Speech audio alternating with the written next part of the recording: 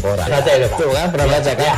Jadi kalau saya jadi tanggam itu udah bersyukur banget. Kan si anak ini dijadikan sebagai tersangka begitu.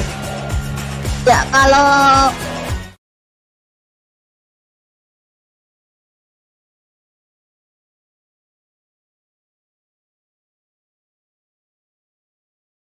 yang biasanya terjadi pada fase awal mature stage atau tahap berbahaya dewasa. itu Kang. Jadi mulai artinya terjadinya perlembekan. Nah itu untuk penetrasi akan sulit begitu ya.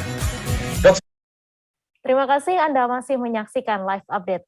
Warga Cipilang Letik RW 2 Kelurahan Selabatu, Kecamatan Cikole, Kota Sukabumi melakukan aksi jajarkan TV rusak di area tower milik PT Tower Bersama Group atau TBG pada Jumat 11 Februari. Aksi tersebut merupakan protes warga yang terdampak keberadaan tower milik TBG karena barang elektronik milik warga kerap rusak akibat tersambar petir. Untuk info selengkapnya akan disampaikan oleh rekan Dian Herdiansyah, wartawan Tribun Jabar yang kini sudah terhubung bersama kami. Dian, silakan dengan informasi Anda. Apa yang menyebabkan masalah warga ini menjajarkan TV dan memblokade jalan gerbang TBG? Pertama memang ada persoalan terkait dengan kerusakan fasilitas elektronik milik warga diakibatkan oleh tower. Karena memang akibat radiasi ketika saat ada petir, barang elektronik milik warga tersebut ataupun puluhan warga mengalami kerusakan. Terakhir terhitung oleh pihak RW ada 60 barang elektronik termasuk televisi, kemudian laptop dan CCTV mengalami kerusakan akibat petir yang terjadi pada bulan lalu. Ya, kemudian Dian, sejauh mana pihak vendor ini bertanggung jawab? Ya, untuk pihak vendor sendiri kemarin sudah ada niat untuk mengganti, namun ketika sudah sampai di Sukabumi, para pihak vendor tidak menemui warga, sehingga warga merasa geram dan memblokade jalan portal menuju masuk tower tersebut. Ya, kemudian langkah apa selanjutnya yang akan dilakukan warga setempat ini? Ya, warga setempat sudah melakukan rapat koordinasi bersama dengan KRW dan kelurahan serta pihak pemerintah daerah. Selanjutnya akan mengadukan hal tersebut ke pihak DPRD Kota Sukabumi untuk meminta pemanggilan terhadap pemilik vendor. Demikian. Ya baik, terima kasih Dian Herdiansyah atas laporan Anda, dan Tribuners, wartawan kami juga telah menghimpun wawancara dengan Ketua RW 2 Cipelang Letik Kota Sukabumi. Berikut tayangannya untuk Anda.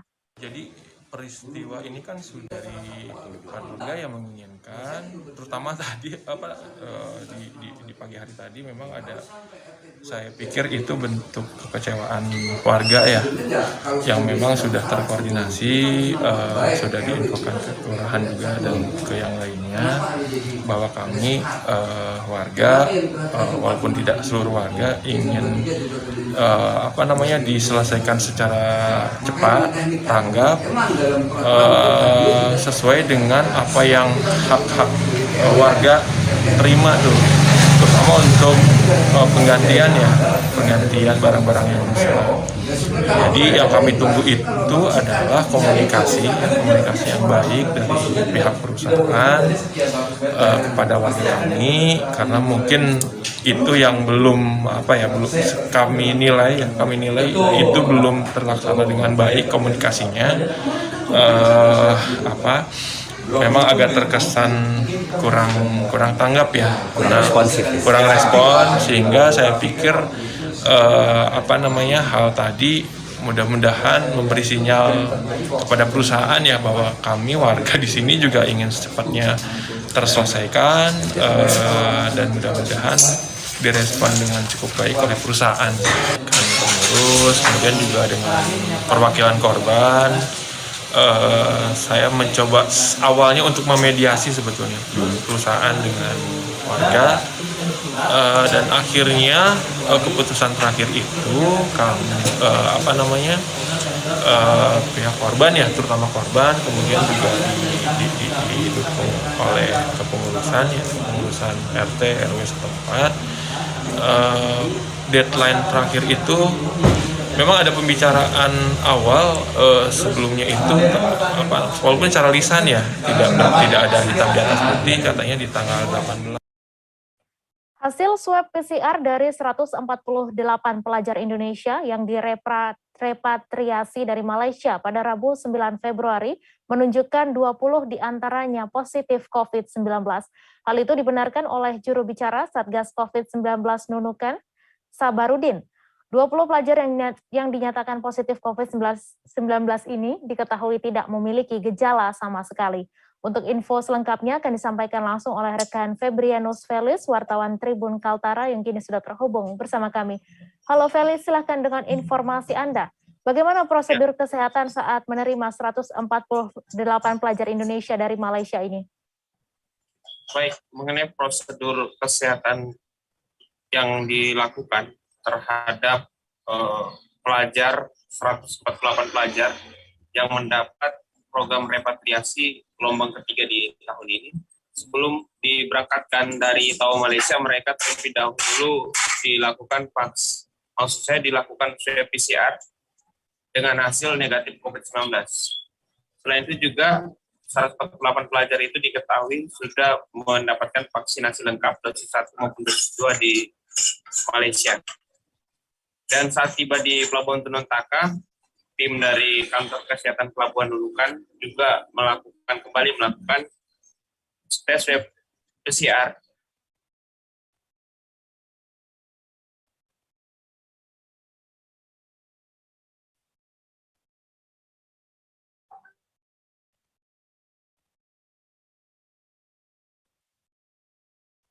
COVID-19, namun sebelum melakukan tes swab PCR. Hal itu dilakukan 2 kali karena menurut keterangan dari kantor kesehatan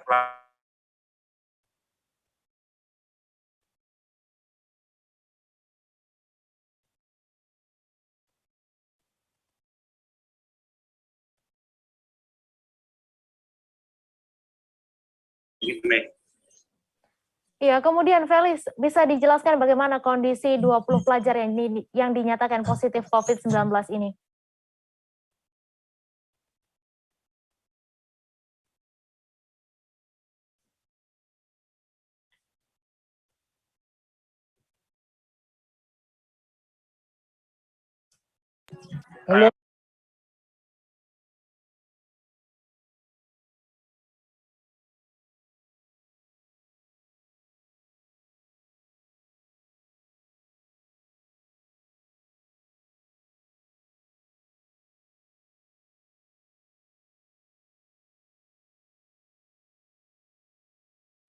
Ya, Felis, kemudian bagaimana kondisi 20 pelajar yang dinyatakan positif COVID-19 ini?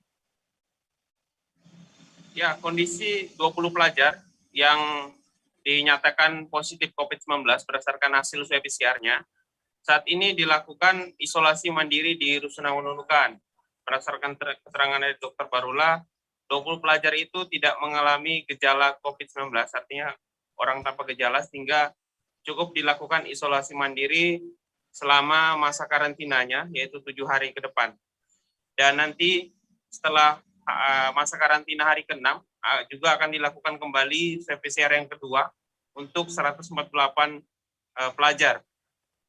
Bila mana hasil yang keluar nanti positif, maka akan dilanjutkan karantina ataupun isolasi mandiri selama 10 hari ke depan. Sementara yang negatif hasilnya akan diberangkatkan ke sekolah tujuan masing-masing yang ada di 3 provinsi di Indonesia, baik di Kalimantan Selatan, Sulawesi Selatan, maupun di Kaltara sendiri.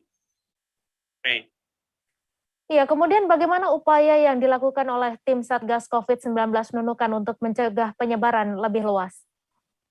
Ya, untuk mencegah penyebaran COVID-19 semakin luas, salah satunya tadi dilakukan karantina ataupun isolasi mandiri di Rusunawa Nunukan.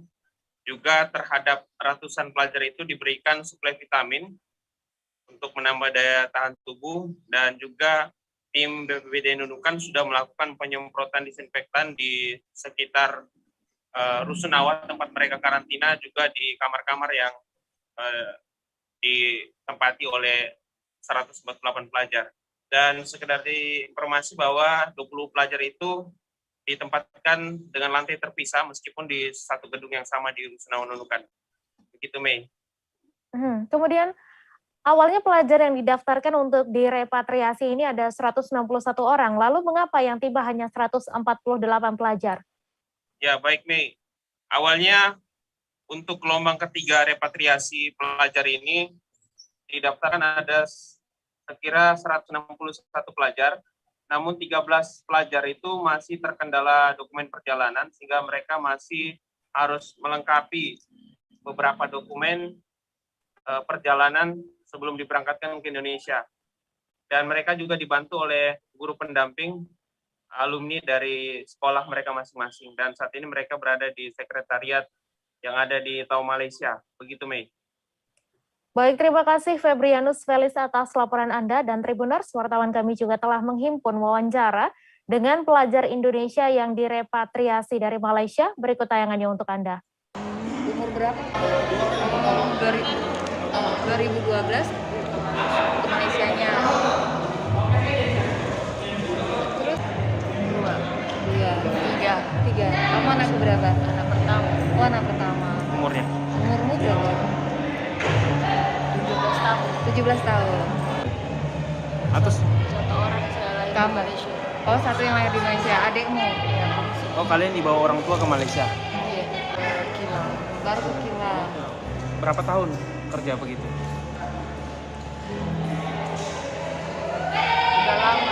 Udah lama sejak tahun 2012 itu. Tapi sejak kamu lahir udah? Sejak 2 tahun mereka ke Malaysia. Oh, sejak umur 2 tahun, Mbak? Kemana? Karena di sana nggak ada SD. Oh, apa sekolahnya? Rumana. Rumana. Iya. Rumana. Itu di Nur Aini. Iya. Usia berapa? 15 tahun. 15 tahun. Lahirnya di? Di Tawau. Tawau di mana? Di klinik Tawau. Tar.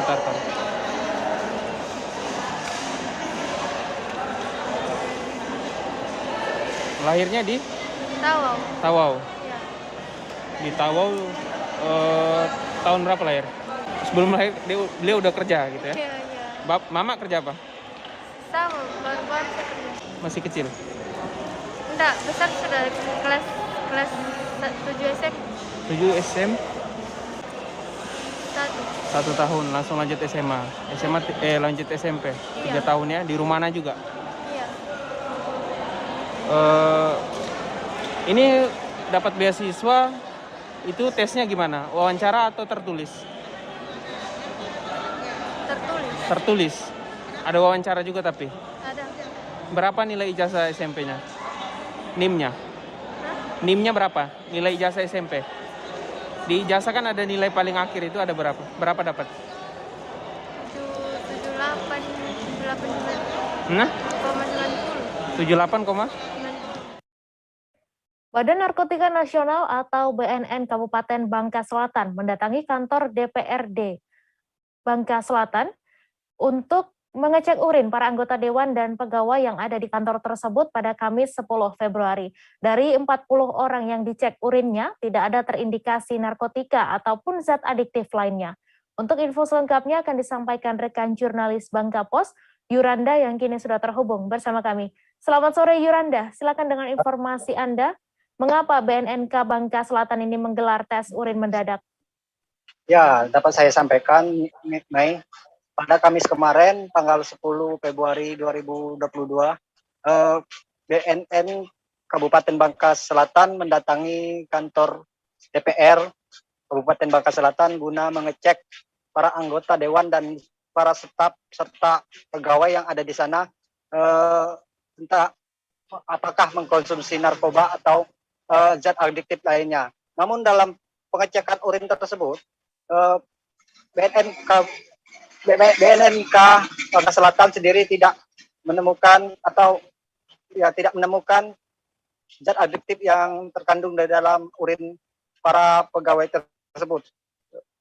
Begitu, Mei. Iya, kemudian ada berapa anggota dewan yang dites urinnya dalam sidak mendadak ini? Ya, dapat saya sampaikan pada kemarin siang BNN mengecek sebanyak 40 orang pegawai termasuk anggota dewan. Namun dari 25 anggota dewan yang dicek hanya 7 orang yang mengikuti tes urin tersebut. Sedangkan 18 orang lainnya tidak hadir dalam kegiatan tes urin dari BNN. Memang sidak mendadak tes urin itu tidak diberitahukan sebelumnya. Namun Ketua DPRD mengatakan itu sengaja tidak dikasih tahu supaya para anggota tidak mengetahui sehingga bisa mengikuti tes urin tersebut.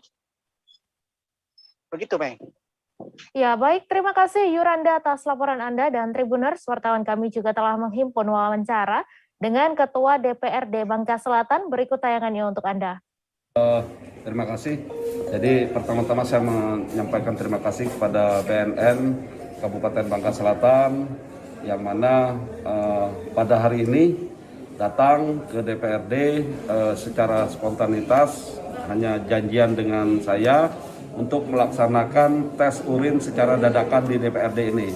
Pada intinya saya menyambut baik atas inisiatif yang disampaikan oleh BNN Kabupaten Bangka Selatan, sehingga memang tidak perlu ada pemberitahuan terlebih dahulu untuk melakukan tes urin ini. Karena kalau dilakukan pemberitahuan mungkin ada yang ketergantungan ataupun menggunakan tidak ingin melaksanakan kegiatan ini. Nah, dengan demikian saya berharap ini menjadi contoh, DPRD ini menjadi contoh yang pertama, sehingga nanti BNN juga dapat melakukan kegiatan di OPD yang lain di pemerintahan Kabupaten Bangka Selatan. Ketua, ini kan untuk anggota maupun pegawai di sini kan ini baru sebagiannya saja yang dites urin ya. Ya. Ke depan nanti seperti apa nih Ketua sisanya? Ya, nanti sisanya saya berharap nanti saya koordinasikan dengan BNN agar pada saat Dewan hadir, mungkin pada saat acara rapat paripurna, biasanya kan DPRD ini hadir semuanya pada saat rapat paripurna. Nah, nanti saya minta juga kepada BNN untuk dapat melakukan yang belum melaksanakan hari ini pada saat rapat paripurna nanti dapat dilakukan tes urin kembali kepada anggota DPRD yang belum hadir pada hari ini. Pemerintah mengumumkan bahwa daftar inventarisasi masalah atau DIM pada rancangan Undang-Undang Tindak Pidana Kekerasan Seksual telah rampung disusun. Menteri Pemberdayaan Perempuan dan Anak, I Gusti Bintang Darmawati mengatakan 4 menteri yang ditunjuk untuk mengawal pembahasan di DPR telah menyetujui DIM RUU TPKS tersebut pada kemarin di Kementerian Sekretariat Negara. Pagi tadi juga baru saja diselenggarakan konferensi pers terkait progres penyusunan DIM RUU TPKS oleh pemerintah di kantor Kementerian PPPA. Untuk info selengkapnya akan disampaikan rekan jurnalis Tribun News, Larasati Diah Utami, yang kini sudah terhubung bersama kami. Laras, selamat sore, silakan dengan informasi Anda, apa saja yang disampaikan Menteri PPPA terkait progres penyusunan DIM RUU TPKS ini? Ya, selamat sore, Tribuners. Jadi pada Jumat pagi tadi baru saja diselenggarakan konferensi pers terkait DIM atau daftar inventarisasi masalah pada rancangan Undang-Undang Tindak Pidana Kekerasan Seksual di kantor Kementerian Pemberdayaan Perempuan dan Perlindungan Anak.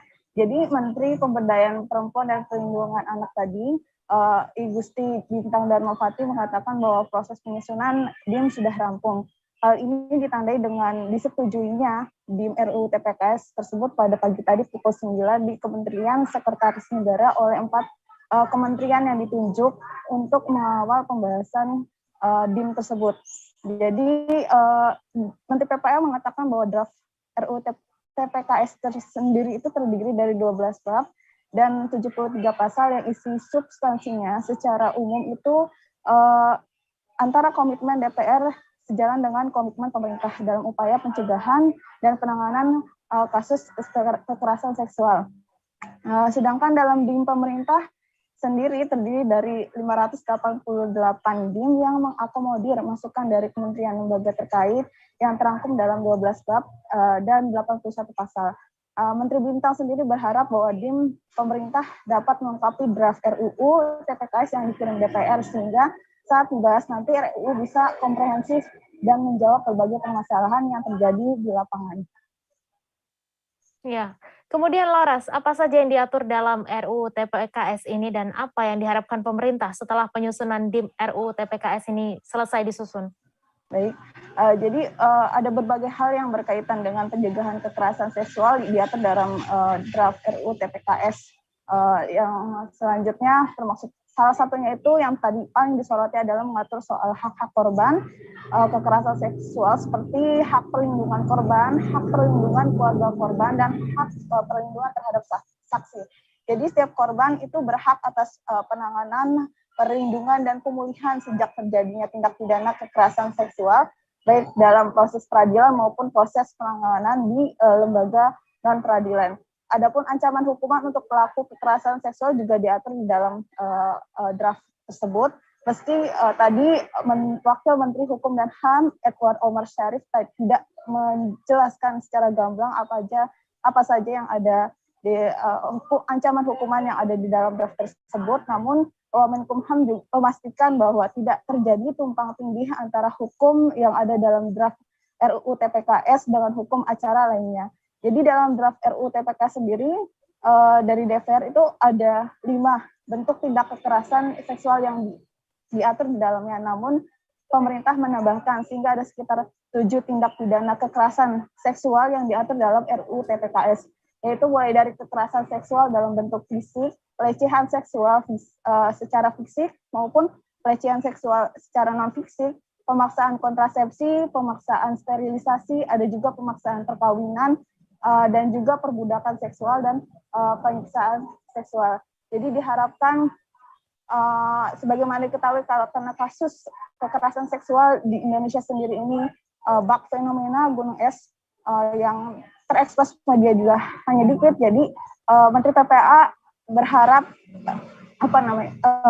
segera RUU TPKS ini setelah DIM selesai disusun segera disahkan oleh DPR RI. Ya, baik. Terima kasih Larasati Diahutami atas laporan Anda, dan Tribuners, wartawan kami juga telah merekam video suasana di Kementerian PPPA dalam memaparkan progres penyusunan DIM RUU TPKS. Berikut tayangannya untuk Anda. Yang pada intinya saya dengar dari Pak Anang, apakah karena kita tahu bahwa kekerasan seksual ini tidak hanya kekerasan di offline, tapi juga kekerasan yang terjadi di ranah daring ya. Nah sebenarnya di dalam rancangan undang-undang ini sudah diperkaya ya Pak Warnanya, sudah termasuk apa yang menjadi harapan teman-teman bahwa rancangan undang-undang tindak pidana kekerasan seksual ini juga mengatur terkait dengan hal tersebut. Kemudian terkait dengan apa sih mayoritas yang diatur di dalam rancangan undang-undang ini, rancangan undang-undang tindak pidana kekerasan seksual ini 50% ya Pak Wamen mengatur tentang tindak pidana dan hukum acara. Mungkin itu secara gambaran umum, teknisnya silakan Pak Wamen, nanti saya akan mengkaji lagi terkait dengan pertanyaan tersebut. Ada dari Ivan, kemudian juga dari Anak terkait dengan ancaman pidana. Ya, terima kasih Bu Menteri, saudara-saudara media yang saya hormati. Ada beberapa hal yang ingin saya sampaikan. Pertama terkait ancaman pidana, tentunya ancaman pidana itu akan disesuaikan dengan berat ringannya perbuatan yang dilakukan. Tetapi seluruh ancaman yang ada di dalam undang-undang ITE itu kita menggunakan sistem maksimum khusus. Kalau sistem maksimum khusus itu artinya pembentuk undang-undang mencantumkan ancaman pidana maksimum, yaitu bervariasi. Ada yang 4 tahun, ada yang 6 tahun, ada yang sampai 15. Pasca pemasangan atap Tribun Barat dan pemasangan lampu stadion, Pemprov Jawa Tengah menguji lampu Stadion Jatidiri Semarang pada Kamis 10 Februari malam. Dalam agenda ini, pihak Disporaper turut mengundang perwakilan PSIS Semarang melalui CEO klub, Yoyok Sukawi. Adapun alasan mengundang hadir pihak PSIS Semarang yakni untuk mendapat masukan hal-hal mana yang masih perlu disempurnakan. Untuk kabar selengkapnya akan disampaikan rekan wartawan Tribun Jateng, Ariel Setia Bakti yang kini sudah terhubung bersama kami. Selamat sore Ariel, silakan dengan informasi Anda, seperti apa proses pengecekan lampu Stadion Jatidiri Semarang kemarin? Ya, selamat sore Mai. Untuk pengecekan lampu Stadion Jatidiri dilaksanakan kemarin malam, dan ini pihak Disporapar bersama dengan jajarannya setelah berkomunikasi dengan Gubernur Jawa Tengah Ganjar Pranowo, mereka meninjau lampu dari Stadion Jatidiri yang belum lama ini dipasang. Ini juga sebagai evaluasi dari konstruksi yang sudah dilakukan di tahun 2021, dan dalam kesempatan ini pihak Disporapar juga mengajak perwakilan PSIS Semarang yang diwakili oleh CEO klub Yoyok Sukawi, dan memang alasan mereka mengajak ini untuk mendapat masukan begitu dari salah satu wakil klub Liga 1, apa saja yang kira-kira perlu diperbaiki selama masa atau proses pemeliharaan stadion begitu. Dan nantinya Stadion Jatidiri ini juga akan disiapkan untuk diverifikasi oleh PSSI atau Badan Operator Kompetisi untuk dipakai sebagai home base PSIS Semarang di kompetisi BRI Liga 1 untuk di tahun yang akan datang. Kemudian juga disiapkan untuk verifikasi oleh AFC ataupun FIFA begitu. Ya, kemudian Ariel, kapan rencananya renovasi Stadion Jatidiri ini akan selesai? Ya, menurut dari Kepala Disporapar Jawa Tengah Bapak Sino Ramadi, dia mengatakan bahwa sebelum akhir tahun 2022 Stadion Jatidiri ini sudah akan rampung total begitu seluruh pengerjaannya, baik dari sisi dalam maupun dari sisi luar stadion. Dan untuk tahun ini akan dilanjutkan pengerjaan dari segi arsitektural juga lanskap di bagian depan Stadion Jatidiri. Kemudian juga nanti akan ada pemasangan lampu di kawasan Jatidiri, Stadion Jatidiri. Kemudian pemasangan scoring board digital yang memang saat ini belum dipasang, dan juga pemasangan penyempurnaan drainase lapangan begitu. Dan perlu saya tambahkan lagi, Pemprov Jawa Tengah juga berencana meminta izin kepada PSSI apabila nanti proses renovasi Stadion Jatidiri sudah rampung total, mereka ingin timnas Indonesia dapat mencoba lapangan Stadion Jatidiri dengan beruji coba dengan tim kebanggaan masyarakat Jawa Tengah PSIS Semarang. Ya, kemudian Ariel, dapat Anda jelaskan apa keunggulan dari Stadion Jatidiri ini dan apakah akan digunakan PSIS Semarang untuk Liga 1? Ya, dari pihak Disporapar kemarin mengatakan bahwa Stadion Jatidiri ini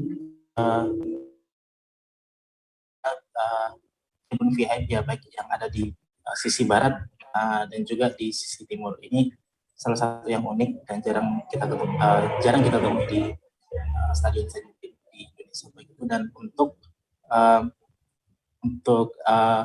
locker room nanti akan ada 4, 2 di sisi barat, 2 di sisi timur. Nanti untuk di sisi barat nantinya akan dipakai locker roomnya akan dipakai untuk kompetisi Liga 2 atau Liga 3. Sementara untuk tribun bagian timur nantinya digunakan untuk kompetisi Liga 1 ataupun event internasional begitu. Ya, baik, terima kasih. Terima kasih Ariel Setia Bakti atas laporan Anda, dan Tribuners, wartawan kami juga telah menghimpun wawancara dengan Kepala Disporapar Provinsi Jateng. Berikut tayangannya untuk Anda. Dari Pemprov Jateng dalam hal ini Disporapar seizin Bapak Gubernur, tadi siang saya sudah berkomunikasi dengan beliau bersamaan dengan evaluasi lanjutan oleh Inspektorat Jawa Tengah terkait dengan penyelesaian kegiatan konstruksi 2021 yang sudah selesai. Ini dilakukan evaluasi lanjutan. Momentum ini kebetulan saya bisa komunikasi dengan Pak Yoyo selaku CEO dari PT Maisogenar PSIS Semarang untuk melihat ini, gitu. Sehingga hal mana yang masih dirasa kurang, hal mana yang perlu ditambah, itu dapat segera untuk dilakukan langkah-langkah konkret mumpung masih dalam masa pemeliharaan. Ke depan nanti tahun ini insya Allah kita akan tuntaskan Stadion Jatidiri dan saya mohon doa restu. Setuju nggak kalau misalnya tim nasional uji coba ke sini lawan PSIS ini kira-kira? Cocok kan? Jadi insya Allah nanti kalau kita bisa berkomunikasi dan seizin PSSI tentunya, kalau misalnya uji coba aja sih gitu, mamerkan kalau dari PSSI mengizinkan nanti uji coba, sekaligus malah itu juga dijadikan koreksi bagi kami. Oh kurang ini Pak, kurang ini, kurang itu, sehingga nanti tambah kurang itu sesuai dengan kondisi yang ada, sehingga itu akan mendekatkan makin fit dan firm bahwa ini siap untuk dijadikan sebuah panggung perhelatan pertandingan liga di Indonesia dan bahkan juga pertandingan internasional. Mohon doanya. Kami masih akan menyajikan informasi menarik untuk Anda. Selesai jeda sejenak, tetap di live update. Oke, apa kabar Bang Arif di sini untuk strateginya? Kalau saya sendiri di Jumip 37 ini yang semalam baru mulai, saya udah Sebenarnya aku nggak ngerasa itu penangkapan atau penggerebegan atau apapun itu. Karena gitu, posisinya aku kriteria. Jadi kita mengenal disebut dengan stroke yang tidak berdarah dengan stroke yang berdarah. Stroke yang tidak berdarah itu biasanya ditandai dengan adanya penyumbatan. Kalau itu terjadi di sini mungkin pikirnya tidak ke situ kali ya. Tapi kalau di Korea atau di Kamboja itu ada beberapa paper yang Saya itu Mas, dulunya tukang koran. Oh gitu ya. Tukang koran. Ya, saya baca itu Pak. Tuh kan pernah baca kan? Ya. Jadi kalau saya jadi pangdam itu udah bersyukur banget. Si anak ini dijadikan sebagai tersangka begitu. Ya, kalau ini kita bicara yang di luar kasus Sebongombo ya. Dikenal dengan nama hujan shower, di mana terdapat batas jelas antara daerah hujan dan tidak hujan yang biasanya terjadi pada fase awal mature stage atau tahap Berbahaya dewasa. itu Kang. Jadi mulai artinya terjadinya perlembekan. Nah itu untuk penetrasi akan sulit. Gitu ya. Dok, saya ini menurut saya memang tidak mudah, bukan urusan tanah diambil. Kalau misalnya Amerika Serikat sekarang, Rasulullah mengatakan dalam sebuah hadis bahwa berpuasa di 6 hari Syawal itu. Oke, apa kabar Bang Arif di sini untuk strateginya? Kalau saya sendiri di Jumip 37 ini yang semalam baru mulai, saya udah Sebenarnya aku nggak ngerasa itu penangkapan atau penggerebegan atau apapun itu. Karena gitu, posisinya aku kriteria. Jadi kita mengenal disebut dengan stroke yang tidak berdarah dengan stroke yang berdarah. Stroke yang tidak berdarah itu biasanya ditandai dengan adanya penyumbatan. Kalau itu terjadi di sini mungkin pikirnya tidak ke situ kali ya. Tapi kalau di Korea atau di Kamboja itu ada beberapa paper yang Saya itu Mas, dulunya tukang koran. Oh gitu ya. Tukang koran. Ya, saya baca itu Pak. Tuh kan pernah baca kan? Jadi kalau saya jadi pangdam itu udah bersyukur banget. Si anak ini dijadikan sebagai tersangka begitu. Ya, kalau ini kita bicara yang di luar kasus Sebongombo ya. Dikenal dengan nama hujan shower, di mana terdapat batas jelas antara daerah hujan dan tidak hujan yang biasanya terjadi pada fase awal mature stage atau tahap Berbahaya dewasa. itu Kang. Jadi mulai artinya terjadinya perlembekan. Nah itu untuk penetrasi akan sulit. Gitu ya. Dok, saya ini menurut saya memang tidak mudah, bukan urusan tanah diambil. Kalau misalnya Amerika Serikat sekarang, Rasulullah mengatakan dalam sebuah hadis bahwa berpuasa di 6 hari Syawal itu. Oke, apa kabar Bang Arif di sini untuk strateginya? Kalau saya sendiri di Jumip 37 ini yang semalam baru mulai, saya udah Sebenarnya aku nggak ngerasa itu penangkapan atau penggerebegan atau apapun itu. Karena gitu, posisinya aku kriteria. Jadi kita mengenal disebut dengan stroke yang tidak berdarah dengan stroke yang berdarah. Stroke yang tidak berdarah itu biasanya ditandai dengan adanya penyumbatan. Kalau itu terjadi Terima kasih Anda masih menyaksikan live update. Setelah hampir 4 bulan nihil kasus corona, baru-baru ini 5 warga Kabupaten Ogan Komering Ulu Selatan terpapar COVID-19. Sebaran corona diketahui 2 orang di Kecamatan Muara II, 2 orang dari Kecamatan Buai Pemaca, dan 1 orang berasal dari Kecamatan Buai Rawan. Kini setelah tambahan pasien COVID yang dirawat, 20 bed ruang perawatan RSUD Muara II Kabupaten Oku Selatan telah terisi sebanyak 25%. Untuk detail informasinya akan disampaikan langsung oleh rekan jurnalis Sriwijaya Post, Alan, yang kini sudah terhubung bersama kami. Selamat sore, Alan. Silahkan dengan informasi Anda. Kapan tepatnya kasus COVID kembali terjadi di Oku Selatan? Ya, terima kasih. Terima kasih rekan Mei. Untuk kasus COVID di Kabupaten Ogan Komering Ulu Selatan kembali ada COVID itu pada 5 Februari ini, tepatnya dalam sepekan lalu, sebelum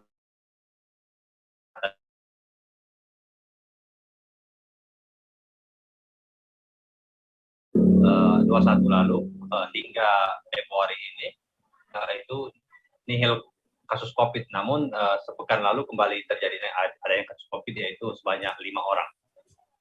Seperti itu, rekan. Ya, kemudian Alan, sebelumnya bagaimana sebaran COVID-19 di Kabupaten Oku Selatan dan bagaimana juga antisipasi dari pihak RSUD dalam mengantisipasi lonjakan gelombang ketiga?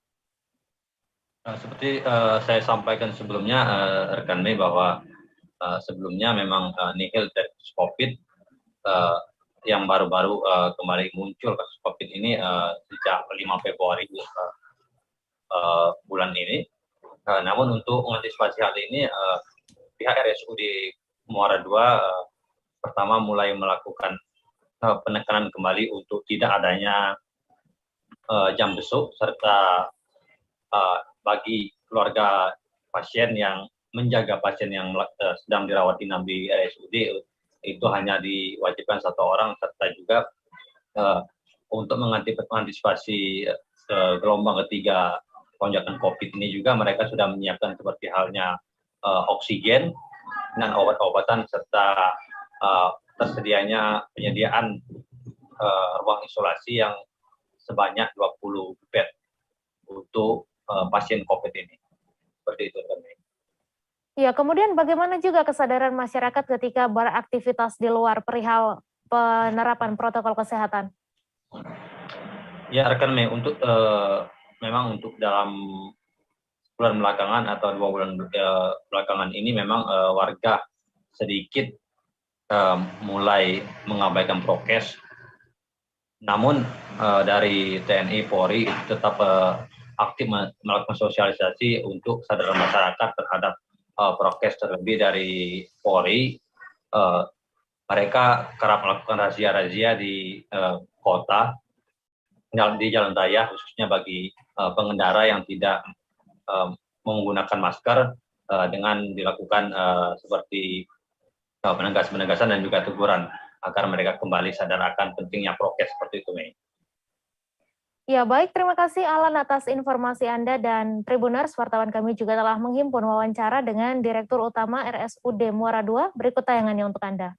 Untuk perkembangan kasus COVID-19 yang dirawat di RSUD Muara II, sampai dengan hari ini ada 5 orang yang dirawat. Jadi pasien masuk mulai dari hari Sabtu, yang ada dari 20 tempat tidur yang kami siapkan terisi 5 bed, jadi 25%.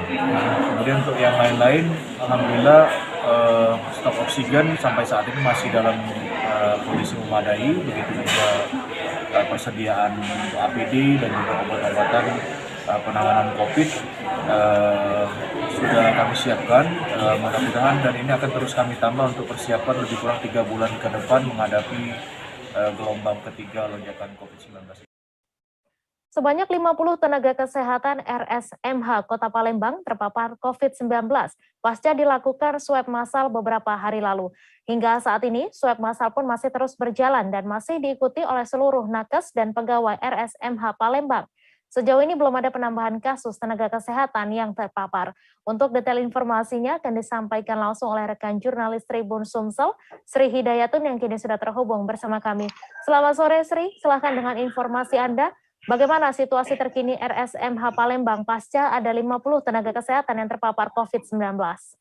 Iya, selamat sore rekan Mei. Dapat kami laporkan situasi terkini dari RSMH Kota Palembang setelah pasca ditemukannya 50 nakes yang terpapar COVID-19. Dari pantauan Tribun tadi, memang kondisi saat ini masih berjalan seperti biasa, mulai dari pelayan masih berjalan seperti biasa, dan juga pelaksanaan tes swab massal yang digelar oleh RSMH yang sudah berjalan di hari keempat ini terus berjalan lancar. Tadi sebanyak 800, total hampir 830 pegawai dan nakes ini sudah mengikuti tes swab massal ini. Dari total 3.000 sasaran yang ada yang digelar selama 15 hari ke depan oleh RSMH Palembang. Ya. Kemudian bagaimana keadaan tenaga kesehatan yang dinyatakan terpapar COVID-19 ini?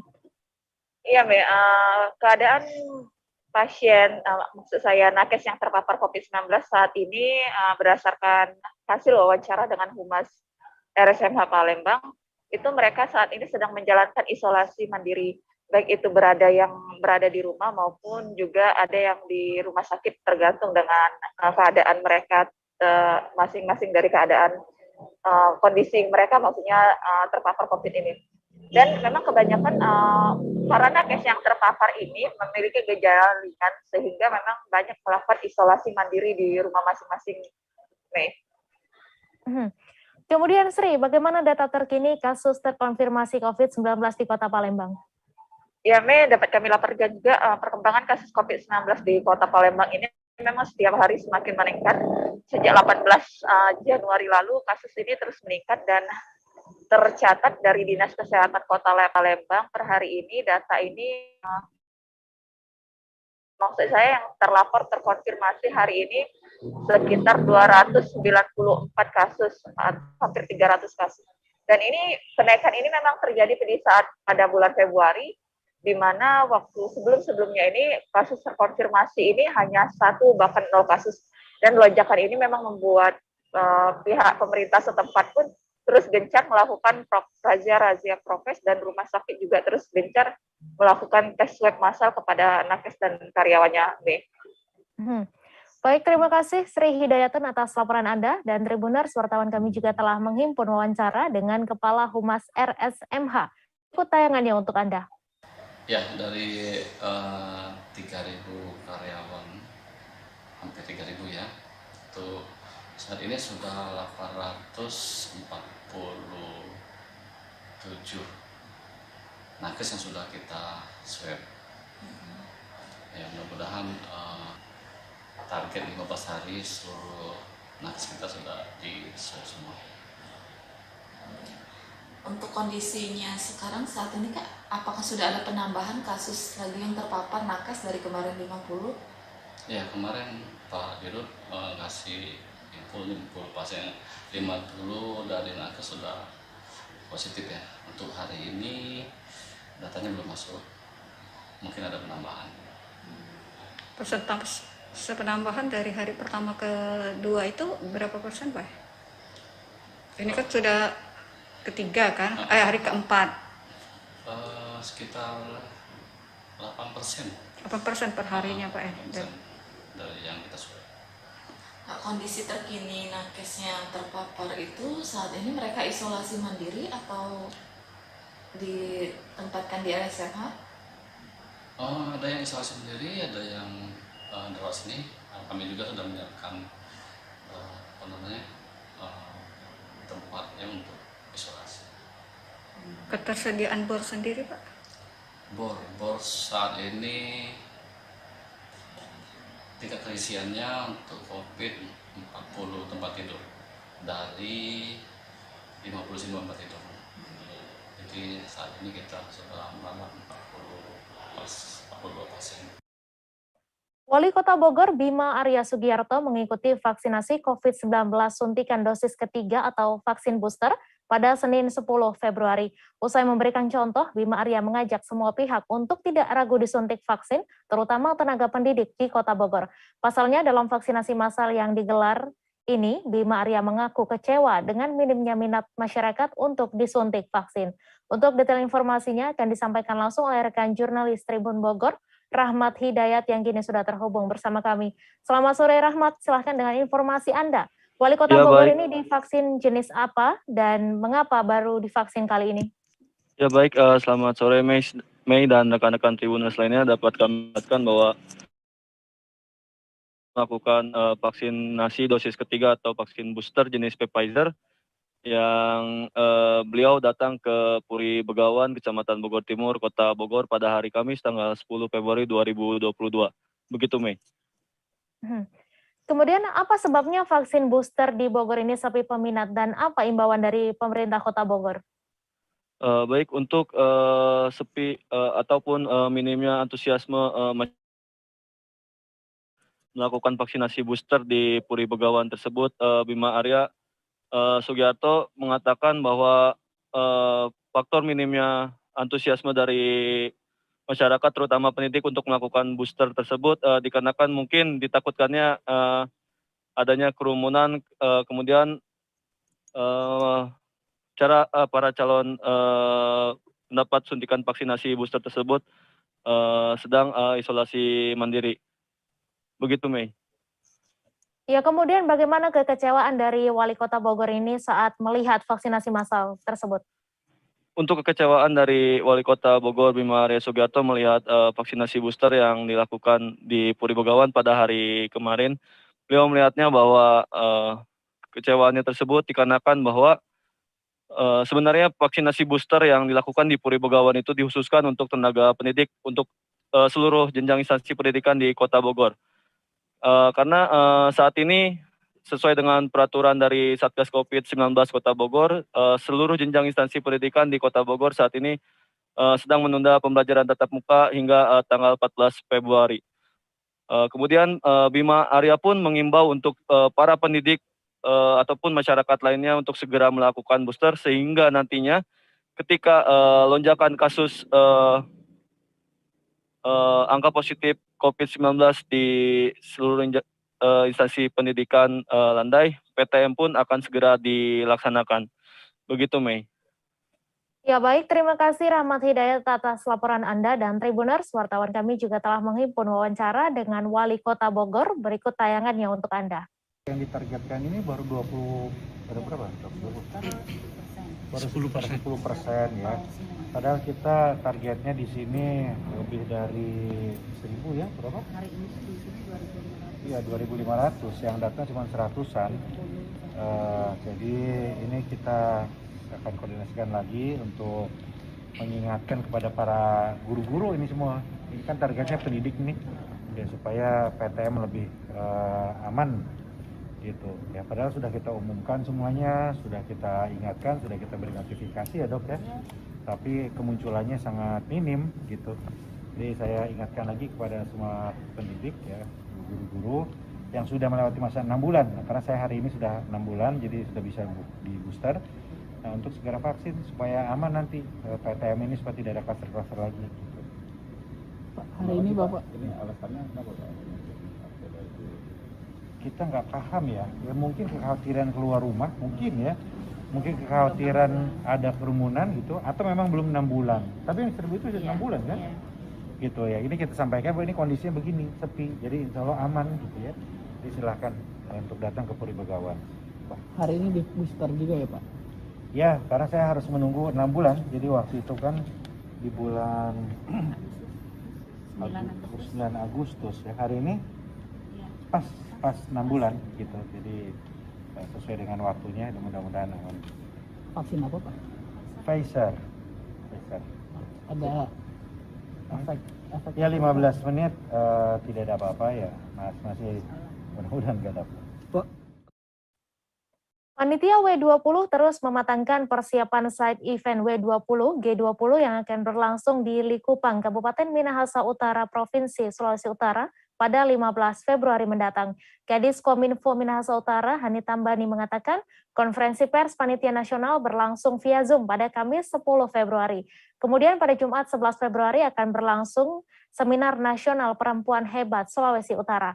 Untuk detail informasinya akan disampaikan langsung oleh rekan jurnalis Tribun Manado, Arthur Rompis yang kini sudah terhubung bersama kami. Selamat sore Arthur, silakan dengan informasi Anda. Bisa dijelaskan bagaimana persiapan W20 ini? Ya, selamat sore Mei dan Tribuners. Jadi Kabupaten Minahasa Utara dan Provinsi Sulawesi Utara sekarang sementara mematangkan rencana penyelenggaraan konferensi W20 G20 yang akan berlangsung di Likupang, Kabupaten Minahasa Utara, Provinsi Sulawesi Utara pada tanggal 15 Februari mendatang.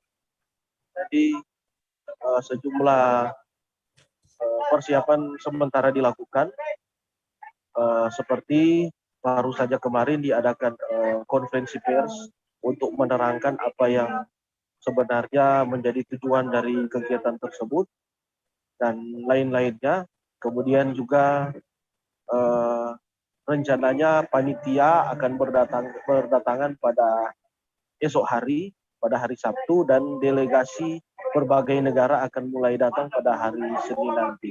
Jadi termasuk juga dalam persiapan adalah penyiapan hotel, fasilitas lainnya bagi para tamu, dan juga persiapan jalur evakuasi melalui helipad. Jadi semua sudah dimatangkan oleh pemerintah Kabupaten Minahasa Utara dan Pemprov Sulut. Demikian. Ya, kemudian Arthur, berapa delegasi SKSN yang nantinya akan hadir? Jadi event W20 ini adalah side event dari G20 T20 yang di mana Indonesia menjadi tuan rumah. Jadi ini side event ini khusus membahas tentang wanita. Jadi mengapa Minahasa Utara dipilih? Karena di Minahasa Utara itu ada wanita Maria Walanda Maramis, pahlawan nasional yang dulunya memperjuangkan emansipasi. Jadi rencananya rombongan delegasi ini akan hadir dari negara-negara G20. Ada sekitar 150 peserta. Juga diperkirakan akan hadir sejumlah duta besar dari negara-negara maju, dan ada 6 pembicara dari berbagai negara yang akan berbicara mengenai perempuan dan gender, isu-isu gender yang ada di dunia. Demikian. Baik, terima kasih Arthur Rompis atas laporan Anda. Selamat bertugas kembali. Kita beralih ke informasi selanjutnya, Tribuners. Belasan orang tua murid SD Islam Terpadu Lukman Kota Padang mendatangi Ombudsman RI Perwakilan Sumatera Barat pada Kamis 11 Februari. Para wali murid itu datang untuk menyampaikan ketidakpuasannya pada surat edaran Dinas Pendidikan dan Kebudayaan Kota Padang terkait vaksinasi anak usia 6 hingga 11 tahun. Untuk info selengkapnya akan disampaikan langsung oleh rekan Rahmat Panji, wartawan Tribun Padang yang kini sudah terhubung bersama kami. Selamat sore Panji, silahkan dengan informasi Anda. Berapa banyak wali murid yang datang dan apa tuntutan dari wali murid tersebut? Baik, selamat sore rekan Mei. Kemarin itu tepatnya ada belasan, lebih dari sekitar 15 orang wali murid dari SD Islam Terpadu Lukman Kota Padang itu mendatangi Ombudsman Perwakilan Sumbar. Para wali murid tersebut datang untuk melaporkan terkait SE vaksinasi anak usia 6-11 tahun yang baru saja berlaku sejak tanggal 8 Februari kemarin di Padang. Dalam SE itu dijelaskan bahwa para murid yang belum melakukan vaksinasi itu harus belajar di rumah dengan bimbingan orang tua. Hal tersebutlah yang membuat atau memicu para wali murid datang ke Ombudsman, karena menurut wali murid belajar itu pendidikan adalah layanan yang fundamental atau layanan yang penting, jadi tidak bisa didiskriminasi seperti itu. Seperti itu kan, Mei. Ya, kemudian apa yang mereka tuntut kepada Ombudsman dan bagaimana tanggapan Ombudsman terkait laporan dari wali murid ini? Kalau untuk tuntutan dari para wali murid, itu jelas hak untuk mendapatkan pendidikan pada anaknya, dan juga hak mereka untuk memilih divaksin atau tidak divaksin. Nah, jadi itu yang mereka pertanyakan, karena anak yang tidak divaksin itu dibedakan, karena yang divaksin itu bisa belajar di sekolah, yang tidak itu belajar di rumah. Dan dari pihak Ombudsman sendiri setelah menerima laporan tersebut akan memproses terlebih dahulu, dan perlu diketahui juga ini sudah Ombudsman sudah memproses 2 laporan, dan untuk dari SDIT Lukman itu adalah laporan ketiga, namun belum bisa dipastikan sebagai laporan karena perlu verifikasi data terlebih dahulu untuk itu menjadi laporan. Jadi Ombudsman membutuhkan waktu beberapa waktu untuk melakukan verifikasi tersebut, rekan Meng. Ya baik, terima kasih Rahmat Panji atas laporan Anda. Selamat bertugas kembali. Kita beralih ke informasi selanjutnya, Tribuners. Sebuah fenomena air sungai berbusa dikabarkan terjadi di Kabupaten Goa, Sulawesi Selatan. Dari video yang beredar, tampak sungai yang biasanya dialiri air justru banyak gelembung busa. Fenomena ini pun membuat jagat dunia maya atau media sosial ramai memperbincangkan. Untuk info selengkapnya akan disampaikan rekan Said Zulfadli, wartawan Tribun Timur yang kini sudah terhubung bersama kami. Said, silakan dengan informasi Anda. Bagaimana suasana ketika aliran sungai itu dipenuhi busa? Ya, di mana setelah warga mengetahui adanya aliran sungai yang dipenuhi busa, warga setempat berbondong-bondong menyaksikan fenomena tersebut. Bahkan sejumlah warga, bahkan puluhan itu mendokumentasikan fenomena yang viral tersebut, begitu rekan Mei. Kemudian apa penyebab sehingga air tersebut berbusa dan apa juga tindakan dari Dinas Lingkungan Hidup Goa? Setelah mengetahui kabar tersebut dan informasi tersebut, Dinas Lingkungan Kabupaten Goa langsung menerjunkan tim mendatangi lokasi yang berada di Kecamatan Parangloe. Setelah diketahui bahwa penyebabnya adalah akibat penebangan pohon rambutan yang berusia puluhan tahun milik pribadi warga setempat, di mana serbuk dari pohon tersebut itu terkena tekanan air dan mengakibatkan busa. Setelah itu menurut Kepala Dinas Lingkungan Hidup Kabupaten Goa, setelah diverifikasi bahwa kandungan air tersebut juga tidak berbahaya dan normal. Begitu rekan Mei. Ya baik, terima kasih Said Zulfadli atas laporan Anda, dan Tribuners, wartawan kami juga telah menghimpun wawancara dengan Kepala Dinas Lingkungan Hidup Kabupaten Goa. Berikut tayangannya untuk Anda. Agak di pertengahan itu pH-nya masih normal, di sekitar 6. pH-nya 6. Tidak berbahaya, normal. Itu sejauh mana busa yang ada di sungai? Kalau yang beredar itu ya sepanjang 2 km. Cuma kami tidak mengukur panjangnya tadi. Pak, ini kan sudah terlanjur viral di media sosial oleh netizen. Ada nggak himbauan dari pihak lingkungan itu sendiri pada masyarakat? Ya, baik. Jadi kami sudah menyampaikan kepada warga masyarakat yang ingin menebang pohon yang di seputaran aliran sungai agar tidak melakukan penebangan dan mengolah di sepanjang aliran sungai, di pinggir aliran sungai, tetapi harus jauh dari aliran sungai sehingga kejadian seperti ini tidak terulang lagi. Untuk kondisi di sana, Pak. Kondisi di sana saat ini apakah masih berbusa aliran sungai atau bagaimana? Sudah berkurang tentunya. Yang jelas pada saat selagi masih ada serbuk itu, ya, kemudian ada tekanan air, pasti akan masih berbusa. Ya. Katanya penebangan hutan terlindung, Pak? Bukan, ini pohon pribadi.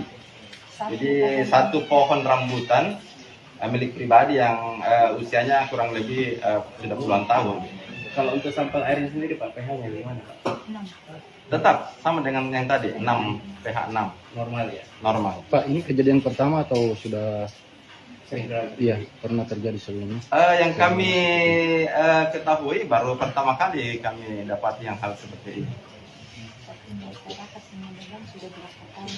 Iya, sudah berapa kali tapi baru terjadi seperti ini. Baru viral. Bisa tunjukkan.